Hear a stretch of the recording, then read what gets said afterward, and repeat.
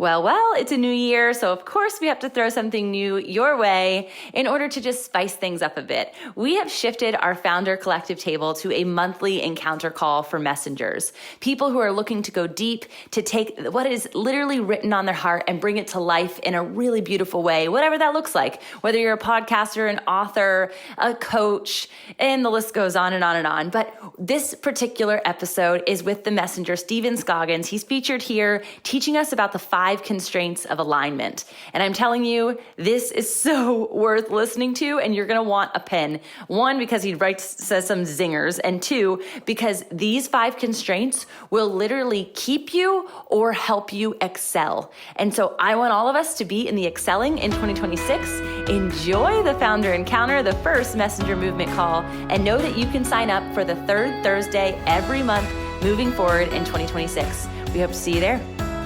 Welcome to the Founder Encounter. We are so excited to have you here today. Who needs Jesus? Who needs more Jesus? Yes, Jesus. Thank you. We are excited for that on so many different levels today. We believe that those who are in the room connected to the messenger movement, connected to what God is doing in the earth in this hour for such a time as this. And you are in a very unique spot because you're going to partner with other people who are doing the dang thing in Jesus' name. Whether that is faith forward or faith founded, we believe that Jesus has called and anointed so many of us to do it in our own unique way and to do so alongside brothers and sisters who are championing one another on. And so this is not about any one person. This is about the collective, hence Founder Collective. For those of you who are brand new, we do want to give you a sneak peek into what it looks like to be in person with this crew. We tend to have a lot of fun. We have a lot of honest conversation, and the intent around that is to propel us into what God is calling us to while doing it with full integrity. And as we're going to hear today from our friend Steven Scoggins, who is on the board here, do it with alignment. And not a vertical alignment first so that we can pour out horizontally. And what that looks like for us when we get together annually is something like this. Let's check it out.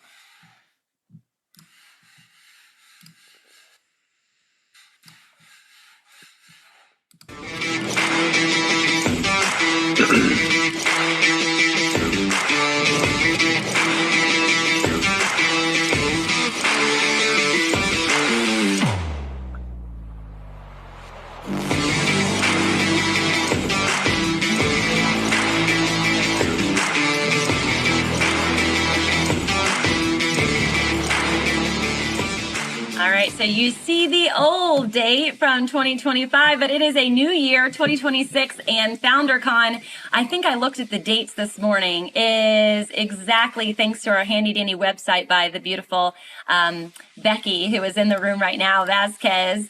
We are 291 days, 21 hours, 54 minutes, and 20 seconds away from being in person together, this time again in Hampton Roads, Virginia. So countdown is on for November 3rd through the 5th of 2026, and we want you to be in the room. But the whole point of us coming together today and every 3rd Thursday of the month is for you all to get a sneak peek of that encounter here and now in the comfort of your own home, in your car, at work, wherever it is that you are. I've got people texting. If there's anybody in the room who can't get into Zoom and you have friends that you know are supposed to be here, please be sure to pass the Zoom link to them. That would be a huge help to me. But yeah, we want you to taste and see that the Lord is good and do so alongside each and every one of us, especially Pastor Anthony's in the house. Anthony, my co-host here, couldn't do this without him. You'll hear from him later. And Steven Scoggins, as I mentioned, who's going to be our guest messenger today. To give you a little bit of the format of what these 2 hours will look like, the first hour is actually a live podcast recording. And so you can go back if you miss one for any reason. Don't miss them. They're going to be amazing. But if you do, you can go back and tune into the first hour of education from our messenger, as well as the Q&A and camaraderie that will take place here. And then we're going to take that off because we're going to go into some intimate time with the Lord alongside different worship leaders. Today, we're going to be featuring our beautiful bride. Well, I say our bride. It's his bride, not just Anthony Hart's, but Jesus's. We're the church together, but Morgan Hart, who is an incredible worship artist, and her daughter, I think Emma, might jump in. I don't know. She's got a whole musically inclined children. Anthony, what happened to you? I just like to run my mouth. He's front row worshiping with me. I'm like him. We're worshipers at the heart of heart. The Lord doesn't care what we sound like. But it's going to be so sweet and tender. Then from there, we're going to have some prophetic prayer time.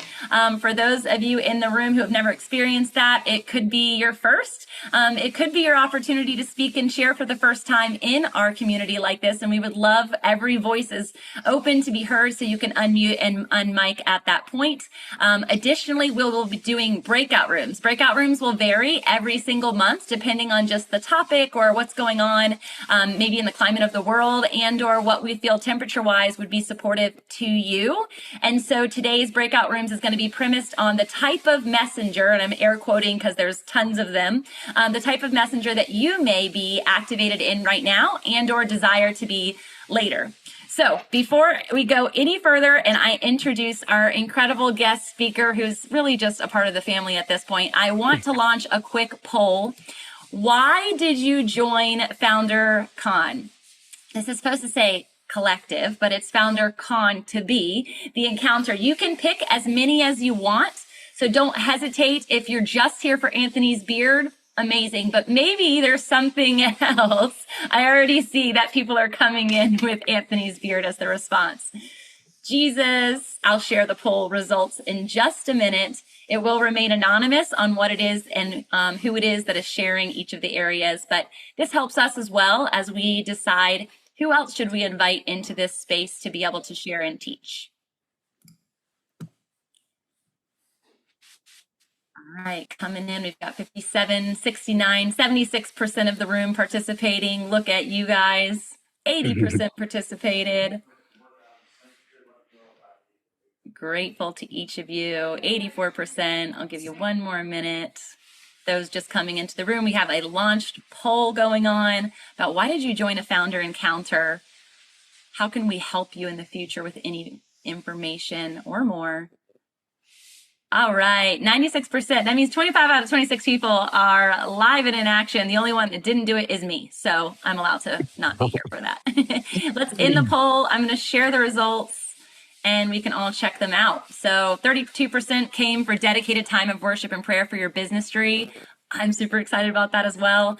52% came for clarity in their purpose and next steps. And my heart in bringing in messengers like Steven. And you can go onto the website even now and check out who is coming for the next 6 months. We have them all queued up and I'm in conversation who's going to complete the year for us.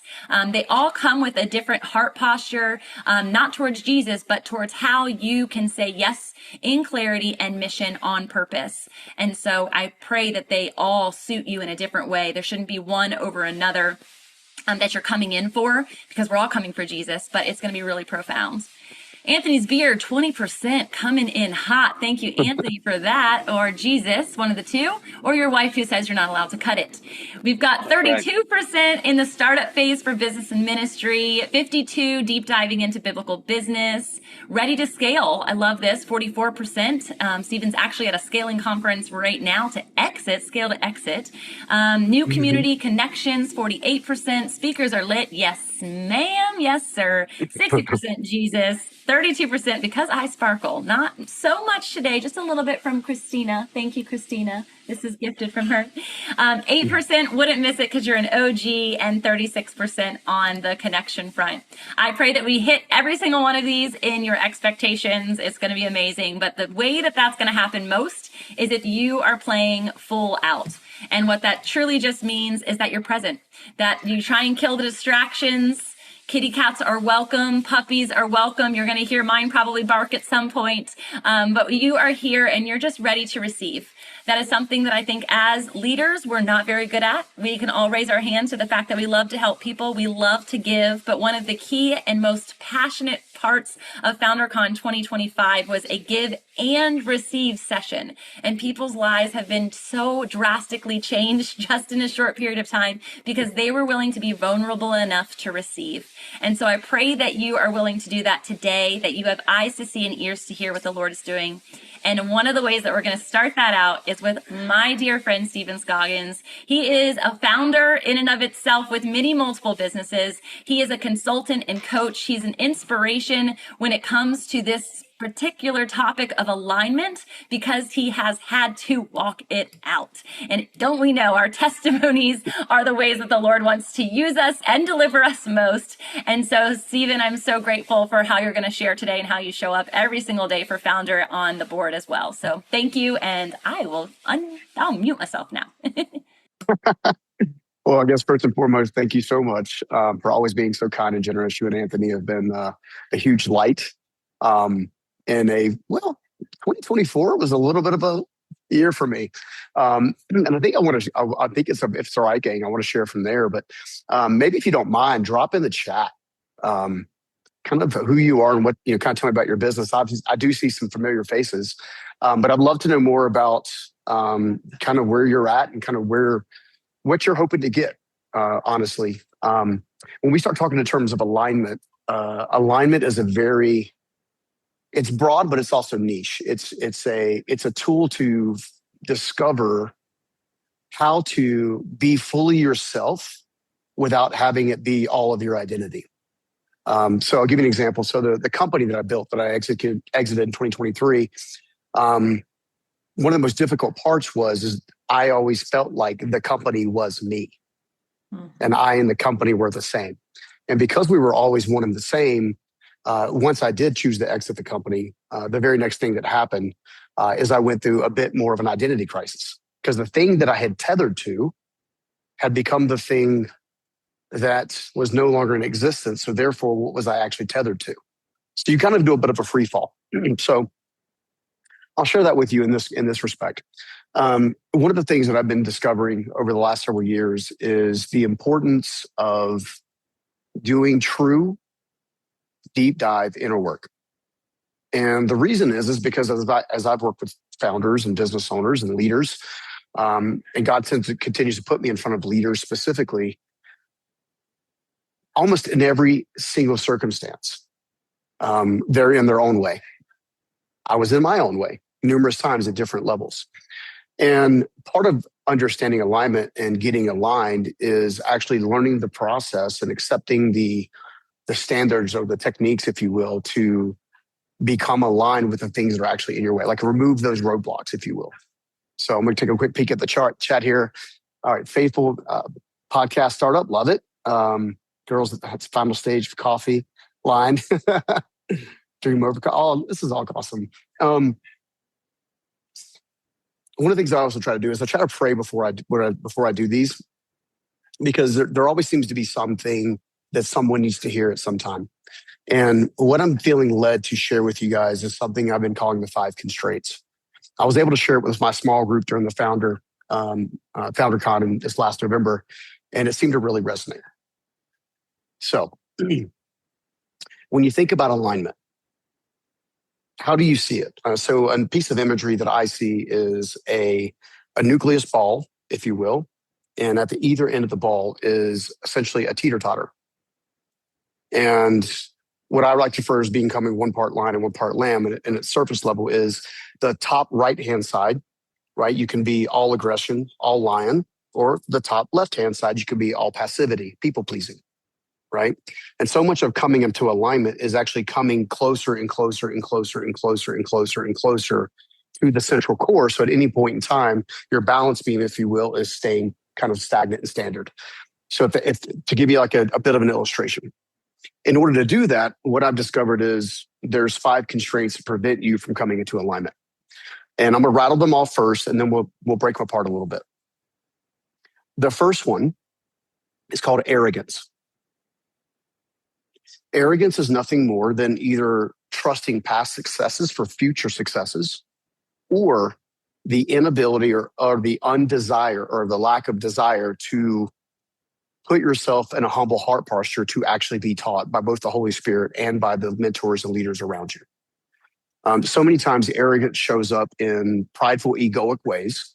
And that prideful, egoic way, unfortunately, will actually set the tone for you to push away the very things that you need to draw in order to actually make the thing that you're trying to do actually happen. So if I'm honest with you guys, my first decade in business, I was all ego. Hustle, grit, drive, coming from homelessness, trying to build from scratch, starting the company from a trash pile to a construction site, not really knowing who I was, having people work for me that had all kinds of like credentials and college degrees behind me and things of that nature. All of these were elements that let my false sense of ego rise up to the place where I had to be the voice, be the one, be the person, be the entirety of the nucleus, if you will, of what was driving my behavior. And if we're honest with ourselves from time to time, we'll actually get into these situations where we're being arrogant in a moment, which will actually cause us several more problems that happen in the process. So the opposite of arrogance is actually humility. But think about humility. So most of us, when we think humility, at least I did early on, I thought humility was subservience. It was completely allowing people to bowl over top of me, not showing up for myself, self-abandoning, not actually having true, what's the best way to explain it?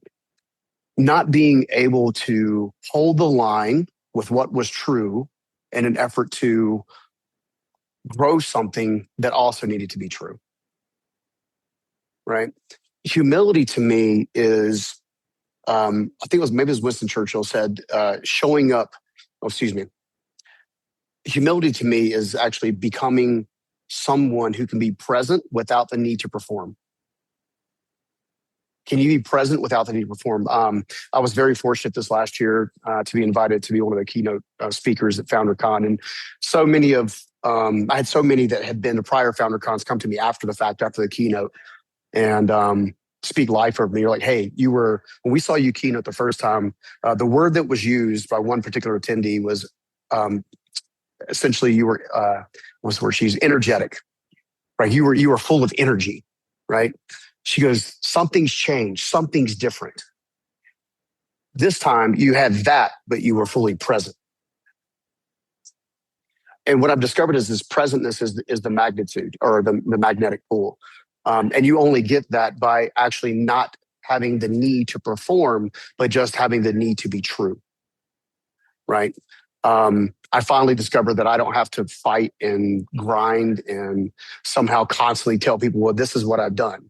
Every time you feel like you're sharing something with what you've done, in many cases, you're putting yourself in a position to perform, right? What if the real you is the magnetic you, and the magnetic you is the thing that actually causes your business, your leadership, your family to thrive, right? So the next of the constraints is called ignorance. It's not knowing what you don't know, but more importantly, the lack of desire to pursue it. So many times being a leader or being a business owner or being someone who's trying to create something from scratch, it's very easy to say to people all the time, hey, I've got this. I've got this. And you push away the help, right? Or you look at your business and you've been at the same place for the last 2, 3, 5 years. Same revenue, same team size, same customer concentration, same market penetration, and you're at these different standards. What's keeping you there? So many times it's actually not like learning what you need to know. I'll give you an example. So Tamra mentioned earlier, I'm at a conference here in Pendry, Utah. Well, I'm at the Pendry in Park City, Utah, which is an area that I tried to leave behind a couple of years ago. I say that jokingly for those of you guys who know the backstory. But I'm here because I now need to learn how to invest wisely in other businesses to help set them up to grow and scale and prosper. Not necessarily to grow my own internal organization. Well, I don't necessarily know how to handpick certain entrepreneurs that I want to pour my time, my talent, my resources into on a regular basis to scale their businesses. I don't know the metrics. I don't know the boundary markers. I don't necessarily have a good line of sight on the industries that I'd like to invest in and pour into. And as a result, I have 2 choices. I know these things are missing, so I can either pursue the knowledge or I can resist the pursuit of the knowledge. What knowledge are you resisting the pursuit of right now? What is something right now that you need to know more about, that your soul is telling you need to know more about, that you're pushing away or not pursuing? And then ask yourself why. Because the opposite of ignorance is teachability. The most successful people on planet, I'm in a room to give you guys an idea of very, very, very successful people. Most of them and there are a couple of guys in there have exited to Google and some other things like that. And they're all got a pen and a pad out. They're all taking notes. They're all learning. They're all building relationships. No one in there is posturing, which is the best place to be. So what piece of information are you resisting getting the knowledge of? Is it how to steward wealth? Is it how to repair a damaged marriage? Is it how to communicate with your kid or your children without posturing or anger or disappointment? For me, so much of what I had to learn over the last 2 years is how to let go of past traumas, but I didn't even know were there. I began working through things like called family systems therapy and these types of things to help bring this stuff to the surface so then they can be dealt with. Like, what thing right now is in your way that you're not actively pursuing the knowledge to overcome? Okay. The third constraint that I see, this is a fun one, actually. I didn't get a chance to do this during FounderCon, but so far it's worked like a charm. The third one is called impatience. And normally in fact, we'll do this for fun. All right. By a show of hands, how many people on this call think they should be further along than they actually are?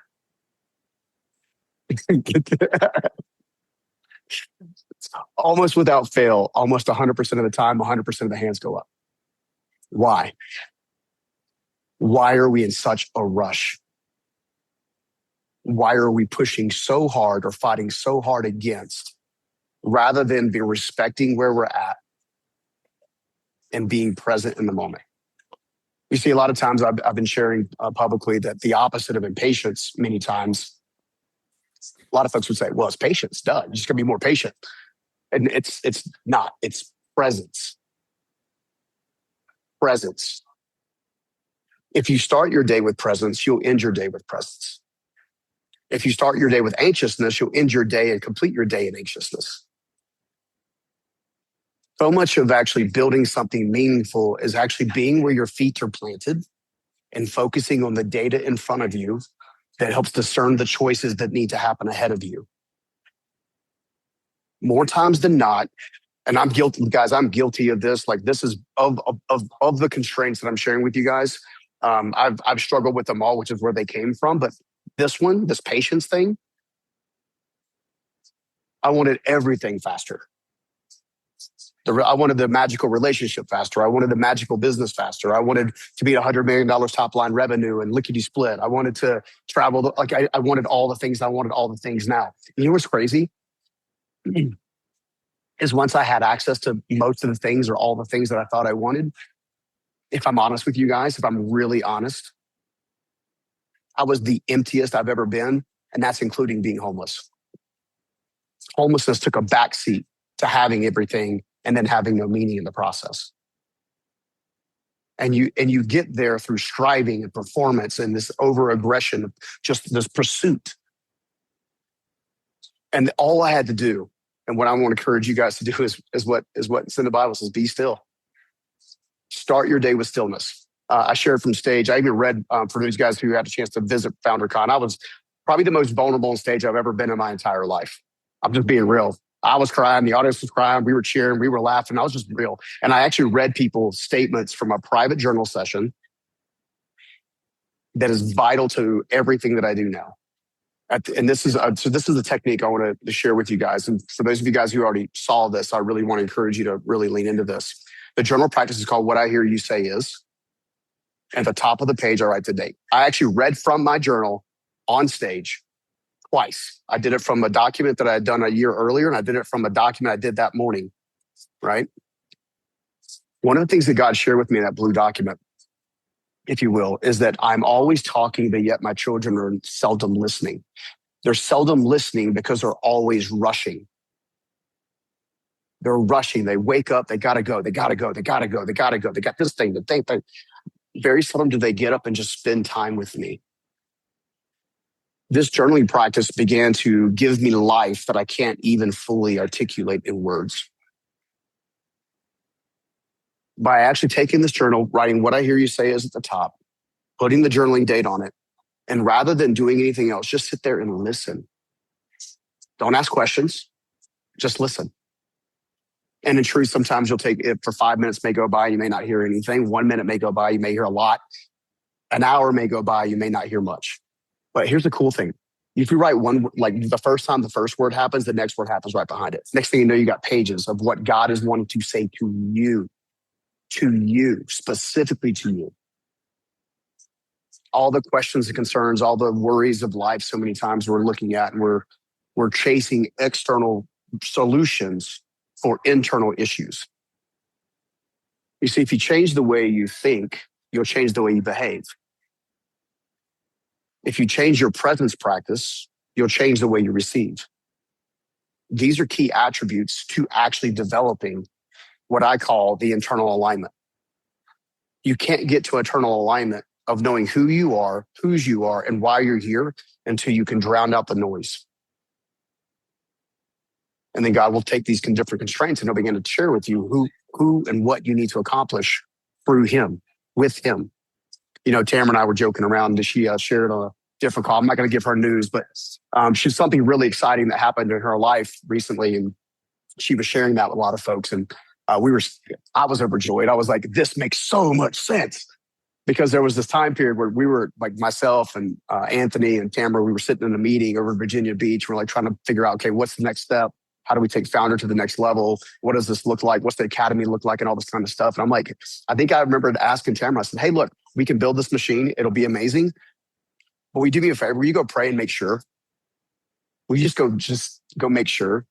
And sure enough, we came back and we decided to put a lot of emphasis into the event and obviously her existing business. And lo and behold, something special happened. And now we know why she couldn't go a guns a-blazing for the next 5 years in a row. Right? This truth of impatience over presence, I think it's the nucleus. I think it's the common denominator. I think it's the very thing that everything else has to be rooted into. Like, I legitimately think it is the seed that becomes the acorn, that then becomes the oak tree, that then becomes the table or the house or whatever. But yet it's the one thing that we typically push away is the presence practice. Again, I want to encourage you guys to just know that the opposite of impatience is presence, and have a presence practice. I've shared mine before. I wake up in the morning, I give thanks. I'm healthy, I'm wealthy, I'm wise, I'm a steward of the Most High, and I love you, Steven. Every stinking morning, right? And now I actually breathe in between it. Now I even slow it down even further. I am healthy. I am wealthy. I am wise. I'm a steward of the Most High. I love you, Steven. Sometimes the only love you'll ever need is the love you actually give yourself, because the love you're giving yourself is not coming from yourself. It's actually coming from the Father in the first place. Did you hear that? When you give yourself love, you're telling yourself, when you affirm yourself, you no longer need external validation of any kind. You can get it. People are going to say nice things about you for different things that they see you achieve. Notice there's performance tied to that. You're getting admired and validated for performing. When you love yourself, which comes from the Father, you're no longer getting valued for performance. You're getting valued for being. And the better you get at being, the better you'll get at doing. That's the essence of love. Jesus was anchored because Jesus was the true one part lion, one part lamb. He was the embodiment of the lack of fragmentation, right? At any given moment, he was whole, he was surrendered, he was serious, he was present, he was real, he was aligned. So because he was so aligned, nothing could touch him. No pitfall, no trap. Everything that he did was by his choice and his discernment alone, because he was anchored in who he was, why he was here. That is what alignment is being anchored in who you are and why you were here based on the divine creator that put you here in the first place. But you can only get there through presence. As you guys can tell, I could go all day on just presence alone because it's been so powerful. Let's go on to the next constraint. The next constraint is fear. Fear. I was just sharing with my team.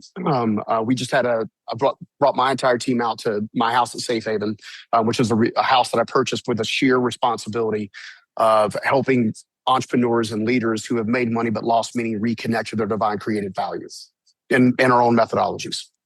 And bring the team out, and I'm actually walking them through the constraints at a bit more of a deeper level because time allowed us to. But it was interesting when I mentioned the word fear, the fear of success, the fear of failure, the fear of being wrong, the fear of not being connected. Like it was funny because all the heads were like nodding. It's because we all face fear. The difference is our relationship to fear. Our relationship to fear, if we repel it, then it continues. If we receive it in love, then it turns into a lesson.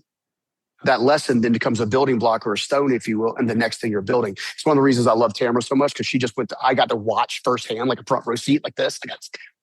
All right, what's God doing? Oh, this is cool. Oh, she doesn't see this yet. Oh, she's going to see this. This will be awesome. You get a front row seat when you start resisting fear and you start like allowing lessons. Like I went through this time period, the last part of 2024. Again, I'm sitting in my house in Utah at the time. On paper, I had everything. I had credibility. I had financial stability. I had the ability to travel. I had all this different stuff, right? I was so good at having, but I wasn't very good at being. And I wasn't very good at being because every time fear would come up, I would resist it and push it away. So therefore, the fear would just continue. The fear is one of the few things that will continually perpetuate and continue until you stop resisting it. Fear is an emotional indicator that something needs attention. That's it. It's an emotional indicator that something needs attention.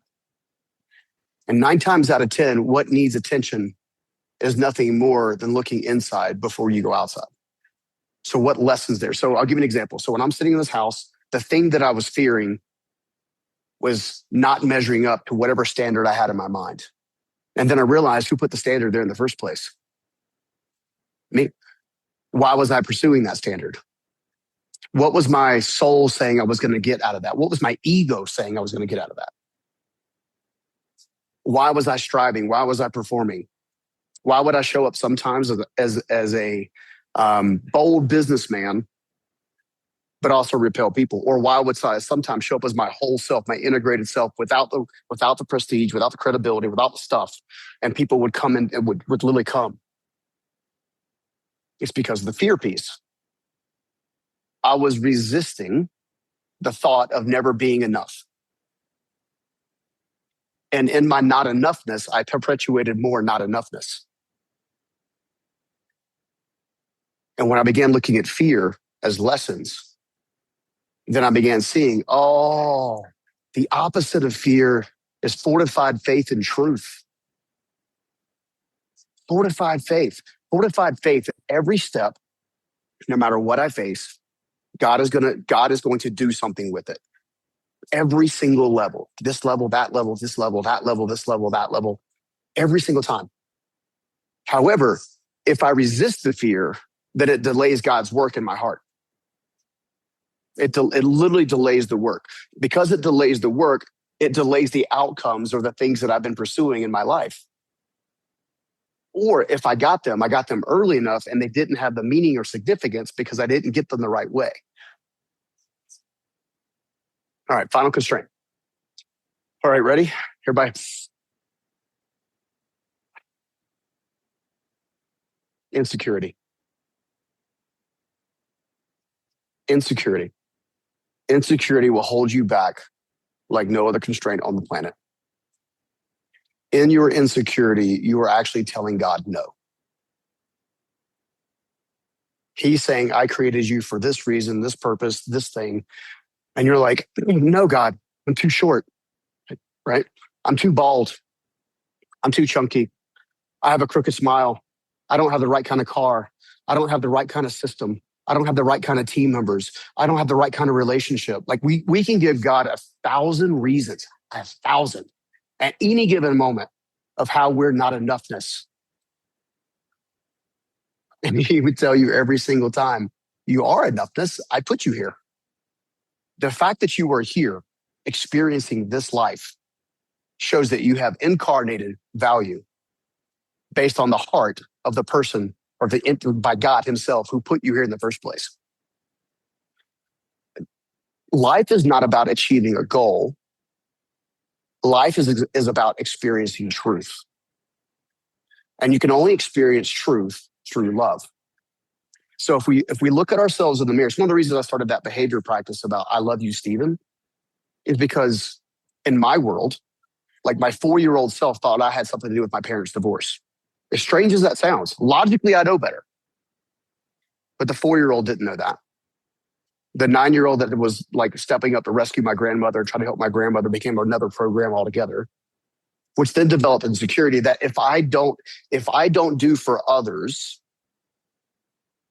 then they can't do for themselves. And as a result, I have no value. So I ask you to consider, what is the insecurity or insecurities, maybe jot 2 or 3 down, that you tell yourself on a regular basis that keep you from being worthy? Is it your height? Is it your weight? Is it your nationality? Is it your bank statement? Is it your relationship value? Because nothing will create more insecurity than wearing a label that you're not supposed to wear in the first place. I've been divorced before. I could call myself a divorced person the rest of my life and live my life as if I am this, as if I am this, as if I am an addict, as if I am divorced, as if I am a business failure, as if I am someone who declared bankruptcy, as if I am the person who didn't show up for my kids when they needed me most one time. Like, you want to break through an insecurity, you start looking for labels. Start looking for labels and then simply asking yourself with God's eyes, not yours, not with bias, not with shame, not with condemnation. God doesn't talk in terms of guilt, shame, and condemnation at all. He talks in love. He reminds us of who we are in him and through him and continually all of that. The reason I wanted to share these 5 constraints is because I've been sharing them in different ways, probably the better part of the last year. They've also been, I didn't give you I'm sorry. I need to give you the opposite of insecurity, right? The opposite of insecurity is compounded identity. You discover compounded identity by the person who created your identity in the first place. Start looking there. Stop looking for external sources to validate your identity, and insecurity will disappear over time. It's a practice. Anyway, the reason I show these 5 constraints is because these 5 constraints were the chains that literally kept me handcuffed when I was poor, when I wasn't, when I was broken, when I was like lost, these 5 constraints prevent entrepreneurs and business leaders from being the fullness of themselves and creating the very thing that God is entrusting them to create in the first place. It's not what business, like the statistics would tell you, there's lack of sales, lack of market penetration, lack of market fit, lack of leadership. Like they give you all the lack of financial stability. They would give you all these external reasons of why businesses and leaders fail on a regular basis statistically, until you realize what's driving the behaviors are the constraints. The constraints are what's driving the behaviors. So when the constraint changes, the behavior changes. When the behavior changes, the results change. Results change, you get to level up. And you go through the cycle all over again. Sorry, that was a little disappointing, I know, but it's true. I'm at a conference right now. I've had 1 exit. I rolled up 4 companies that took me 25 years to build. I went through an identity crisis at the end of that. I also went through, God has entrusted me with this, and he gave me a better word. The better word is stewardship. So maybe ask God what it is he wants you to steward. What does he want you to steward? And sometimes you don't have to steward being on stages and stuff like that. That's legitimately not for everyone. All right, Steve, my first mentor of all time, the man who arguably God used to change me from the inside out, passed away in 2003. At that time, I think my business might have done $2 million in top line revenue. It was very small by the organizational standards of that industry. He never got to see anything that's going on. He never got to see me write a book. He never got to see me grace a stage. He never got to see me pour one-on-one into somebody in a time of need. But lo and behold, don't you think his impact, his stewardship made an impact on me? He gets a byproduct of this.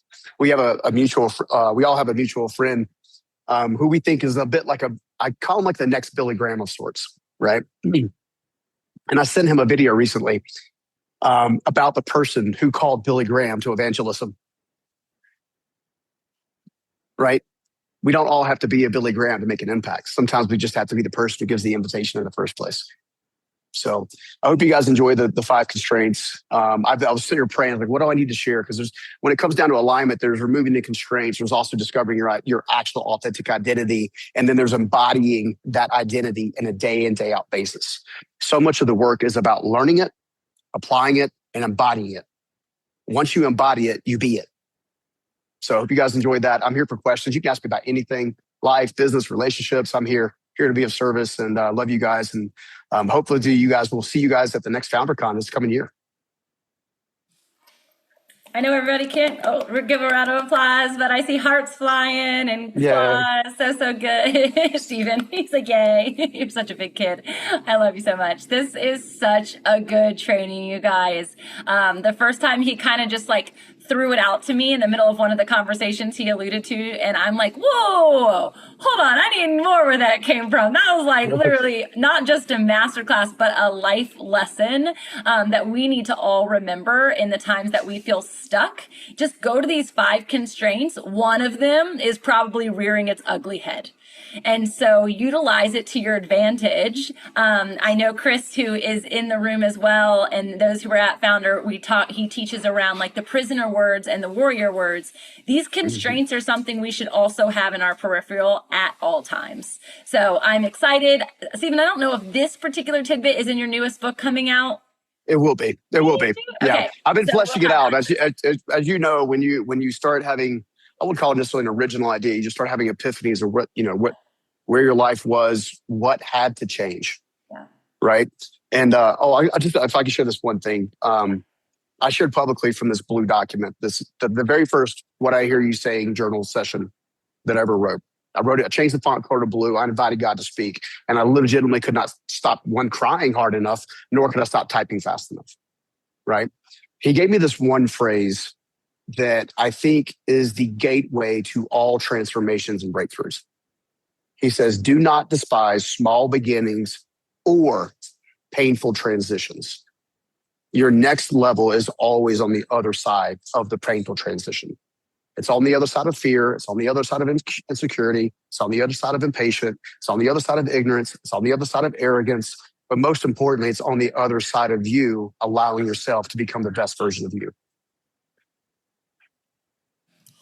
All right, there's got to be some questions brewing or some affirmations to throw Steven's way. We did want to share one more time for those who are listening on the podcast. Shauna threw it in the chat. Will you release and continue to release the 5 restraints one more time? So we've got arrogance, ignorance, impatience, fear, and insecurity. Right, yep, correct. And integration is on the other side of bringing their opposites into existence. So the opposite of arrogance is humility. The opposite of ignorance is teachability. The opposite of impatience is presence. The opposite of fear is compounded faith through truth. The opposite of insecurity is compounded identity through embodied authenticity. Stephen, I posted something in the chat as you were sharing that we were on fear and talking about fear. We always put it as the opposite of faith, but really it's not the opposite of. It's actually misplaced faith, because it's when we put faith in something that's not real. And I think everything you spoke about ties back to one thing. The Bible refers to the devil as a liar and the father of lies. So in all of these things, we begin to believe the lies of the enemy about us. In other words, we believe what the created tells the created instead of listening to the creator's voice.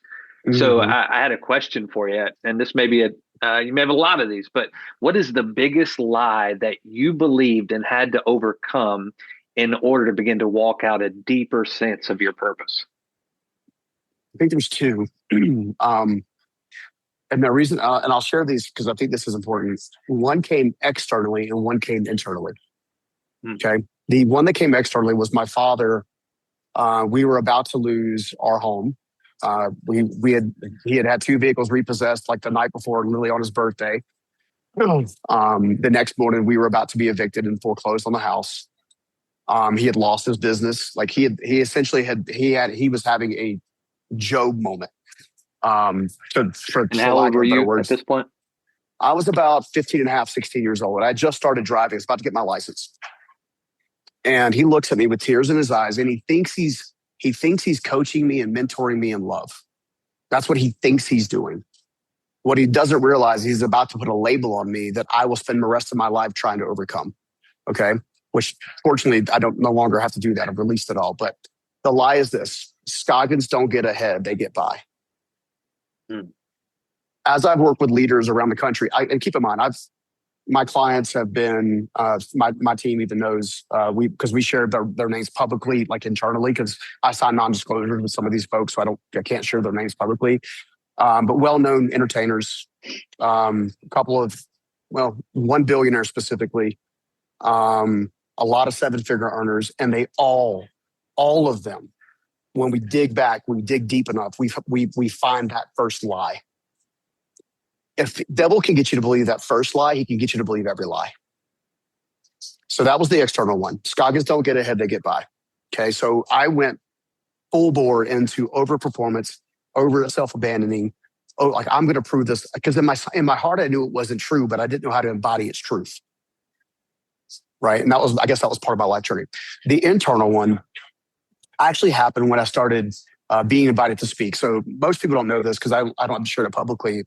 But the first time I ever heard about being a speaker was actually when Dave Ramsey's team came to me, because I was one of their entree leadership study cases. Like I was literally their poster boy for about 5 years, because it taught me a different way of handling and conducting business. But one of their coaches literally took me up to interview with their speakers person. Like, hey, you're dynamic, you're this, you're that. You talk to these leaders. I helped them sell a lot of entree leadership tickets prior to that, just by being me, because I believed in what they were doing, and they had a great organization, and the work that they did impact me. But I didn't realize this. I got in a Jeep Grand. Ironically, it was a black Jeep Grand Cherokee at the time, which is kind of ironic because Steve used to drive a white one. Driving from Nashville all the way back to Raleigh at the time, and on that journey home. The thought that I had, which later turned into a full-blown insecurity / lie, was, who am I to have a voice? So fast forward a decade later, when I'm actually speaking, I'm actually writing books and things of this nature. I'm actively trying to do this work, right? I get on a podcast with a mutual friend of mine and ours, Rory Vaden. So he's co-founder of Brand Builders Group and his wife, AJ. And I'm on a podcast. And out of nowhere comes these words out of my mouth. He proposed the question. I don't remember the question offhand. But I said to this nature, I said, Rory, for as long as I can remember, I've been trying to figure out, am I worthy of a voice? Because when I was a child, it wasn't necessarily something to fear to speak, but it was like when I did speak, it had no weight. It had no value. So therefore, the internal belief became, if I speak, I have no value. Which is why, like, it's funny. I see a couple of friendly faces that were part of FounderCon this last year in the audience or on stage with us and stuff. And this moment is a new moment for me that sticks in my heart, right? And this happened at Founder. Like, if you guys had any idea of the miracles that took place at Founder, it will blow your mind. I even said on stage earlier on that there were two men inside of the FounderCon that were not part of the event that had deep father wounds. And I said that from stage. I met both of them. One of them we baptized. Right? When you learn to listen, God speaks to you. But this worthiness piece became literally like a major battle cry for me. It's like, am I worthy of a voice? Am I worthy of a voice? And I had this moment on stage, and you guys will probably remember this. And this came out, this was complete Holy Spirit. This was not planned. It was not, I put my hand on my heart, and for the first time I said, I am whole. And I meant it. That's what it means to be aligned. to be able to put your hand on your heart with the God of the universe and say, I am whole. I'm not chasing worth. I'm not chasing performance. I'm not chasing striving. I'm not chasing lies. I just am. And so my I guess long-winded answer, Anthony, sorry about that, is No. that everybody in this call would get to a place where they could put their hand on their chest and just say, I am whole, and mean it with the depth of their soul, because I am whole. Yeah. And, when you look at those 5 things, many of them can be seen as a negative thing. Arrogance, I think, is the one that can sometimes be misused as a positive thing. And I love that you put that in with those, because both of those, all of those things will lead us astray if we're not careful. It leads to lies about who we are. We'll either build ourselves up beyond where we are supposed to be or tear ourselves down. And the word you used, and this has been my word for this year, is stewardship. We tie that to money and finances a lot, but stewardship is so much bigger than that. Stewardship, when we really understand that, is how are we stewarding what God is giving us? So if everybody on this call this morning woke up with a fresh breath in your lungs, what if you began to take the most simplest of things, such as a breath, and said, God gave this to me, what am I doing with it? It begins to change everything. You talked about being present. God gave me this moment, what am I doing with it?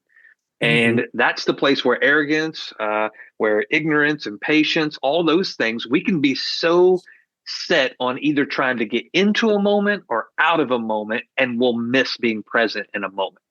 That changes everything when you realize that every moment is God's given that to you to steward either something in you or to be a part of stewarding something in someone else, which I think you do amazing in this new season. Is you are doing amazing at helping those around you steward their moments. And that, I believe, is the true transition from that wholeness. When you receive that wholeness, now God can use you to connect him to others, because your value is not tied in what you do or what you don't do. Thank you for that, Anthony. One of the things I discovered during the season that piggybacks off of that is when you think about the terms of stewardship, you mentioned that a lot of times we do think about money. God shared with me that the 2 most valuable things that you could steward are your thoughts and your choices. If I could, just for 60 seconds, I'd like to call Rick Drew up to the stage for a second here. We had this, I've been working with, for those of you guys don't know, Connor played the piano for me. Jamal actually spoke a great word of Connor, and it's actually coming to pass. It's been really cool to watch. But Connor and Chris were having a really, really powerful conversation. To give you an idea, I've been working with this young man for 5, 6, 7 years. Chris asked Connor a very important question about how he sees his past. Chris, would you mind sharing that question you shared with Connor? Because I think it would speak to the life. If not, if you don't remember it, I can share it. Is it what would your life look like if you never talked about your past again? Yes. Yeah. I met Connor at FounderCon, shook his hand, never had a conversation with him, and just that first night, just hearing him how much he would fall back to when I was this, when I was that, when I was this, and while we were driving back, and you were talking to him and giving him scripture and doing all that, it's just like God just dropped that question. He needs to let go of his past. His identity, although he's delivered, his identity still exists in who he was. And when I started talking to him, I realized every single thing he says goes back to who he was. And so the question just hit, what would your life look like if you were never able to talk about your past again? And when I said that to him, he was like, it was like deer in a headlights. He was wrecked for days in the most beautiful way possible. Wow. And it was such a profound question, Chris, and I'm so grateful that you were honored that moment. You're really beautiful about honoring specific moments and being such an encourager. And I wanted you to share that because I think that one question right now, if we're honest, for every single person on this call, it can mean something too. God doesn't judge you by your past, especially when you hand it over to him. But yet we'll judge ourselves by the thing that he's already forgiven us for. It's the most bizarre thing. So again, how do we steward our thoughts? How do we steward our choices?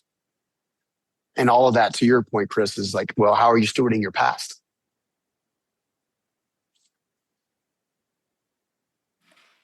Stephen, one of the things that you mentioned in regards to the voice piece, and then in conjunction with the Billy Graham reference, I think a lot of us here as messengers, there is that vision of being on a big stage or having a well-known podcast or having a best-selling book, and like we put these parameters around what it means to be a messenger that is an impactful one. But there was that person who in the quiet shadows, no one knows their name. I'm sure if we Google it we can find it, but the Moses's mom, for instance, or this person who led Billy Graham into the essential anointing because someone believed in him. And so our voice matters so much. And I'm in a season where I've really been called home, where I love to go speak. I love to be on stages. I love all those things. But God has literally been like, it's okay as a messenger this season to be quiet, because in that presence, there is so much that he wants to download, that when it is now a season where God releases me to be back in that space, if he ever does, and I'm totally content if he doesn't. If this is something when I'm 60, Chris, and I'm talking about my past, and you're like, I remember when, and that's okay if no one ever sees me grace that space again, because I'm so whole. Like, I'm so content that if the one person I get to speak to is my child, it's enough. And so for us to just remember that as we are literally belittling ourselves in impact conversations, arrogance is so much less about the conversation. It's more so about the impact connected to the people that you are humble enough to serve. And so all of these really go together in that. Chris, go ahead. There's something else you want to share. Yeah, I just had a question because I struggle with being present and being productive.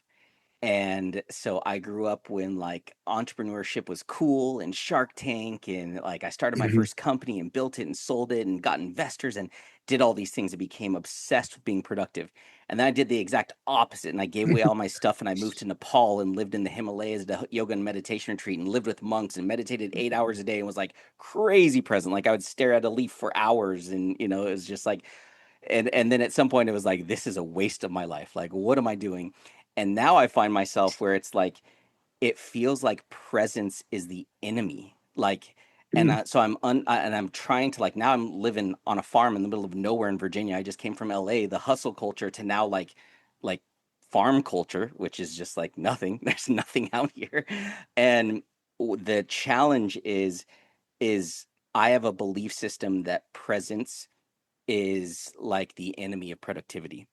Like, it's hard for me to just be present because I feel like I'm wasting time. I could be achieving or accomplishing. Like, if I watch a movie, it's got to be like something that's going to motivate me, where halfway through it, I hit pause and I get to work and I like build an empire. And it's so hard for me to be present because I feel like I'm wasting the productivity, and that they don't go together. It's water and oil. So you've talked a lot about presence, and just having conversations with you, it's like you mentioned presence so much, and it's something I struggle with. So how did you break through? How did you stop seeing presence as an enemy? And how do you do you struggle with that battle at all? I have at different seasons. I would say that presence done with pure intention becomes passions that become truth, right? So it becomes the pursuit of truth. So just in the short time we've known each other, one of the things that I've witnessed is, I think part of what your journey, your current journey is, so first of all, I would say, receive the season. So when I was in Utah out of my element, away from my family, away from the friends. I thought I was going to give up the stages altogether. And that turned out to be the exact season God needed me to go through, so he could literally pull me out of everything that I knew to teach me everything that I didn't already know. So rather than seeing this tension between presence and passion, or presence and like pursuit or activity, what if he's just teaching you how to understand what the right activity is? Right. So in my time, and that's, obviously I got to spend a little bit of time with you just recently, which was beautiful, by the way. I absolutely love your heart. You are a one-of-a-kind human being.